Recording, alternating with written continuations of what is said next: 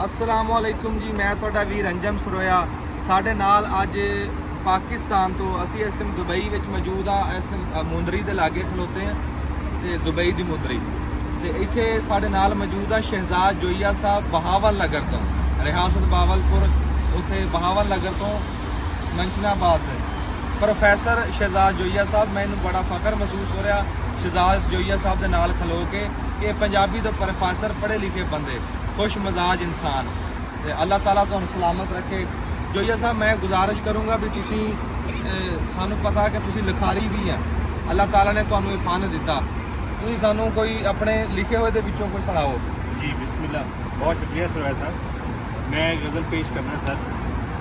कंधा विचों राह कड्डांगा, कंधा विचों राह कड्डांगा, कंधा विचों राह कड्डांगा, मैं पत्थरां चों साह कड्डांगा। हाय हाय हाय, पत्थरां चों साह कड्डांगा, वाह वाह। कंधा विचों राह कड्डांगा, मैं पत्थरां चों साह कड्डांगा।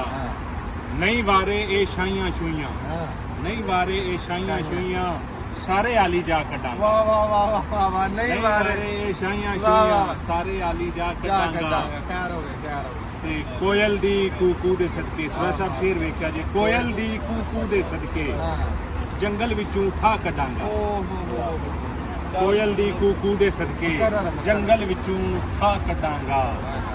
तेरे मुख दी लाली विचों, तेरे मुख दी लाली विचों सूरज दी तनख्वाह कड्डांगा। वाह वाह वाह। तेरे मुख दी लाली विचों सूरज दी तनख्वाह कड्डांगा। ते ऐ शेर सर तुहाडे वास्ते स्पैशल और सारे ਜਿਹੜੇ मां बोली पंजाबी ਦੇ ਸੇਵਕ ਨੇ ਉਹਨਾਂ ਵਾਸਤੇ ਕਿ ਮਾਂ ਬੋਲੀ ਦੇ ਗਲ ਚੋਂ ਜੋਈਆ, ਮਾਂ ਬੋਲੀ ਦੇ ਗਲ ਚੋਂ ਜੋਈਆ, ਮਾਂ ਬੋਲੀ ਦੇ ਗਲ ਚੋਂ ਜੋਈਆ, ਬੇਕਦਰੀ ਦਾ ਫਾਹ ਕੱਢਾਂ। ਹਾਏ ਹਾਏ ਹਾਏ ਹਾਏ। ਇਹ ਜਿਹੜਾ ਕੰਮ ਤੁਸੀਂ ਕਰ ਰਹੇ ਹੋ ਮਾਸ਼ਾਅੱਲਾ, ਇਹ ਬੇਕਦਰੀ ਦੇਖੋ ਜੀ, ਜੁਮਲਾ ਜੋਈਆ ਸਾਹਿਬ ਦਾ ਆਖਰੀ ਸੀ, ਮਾਂ ਬੋਲੀ ਦੇ ਗਲ ਵਿੱਚੋਂ ਜੋਈਆ, ਬੇਕਦਰੀ ਦਾ ਫਾਹ ਕੱਢਾਂਗਾ।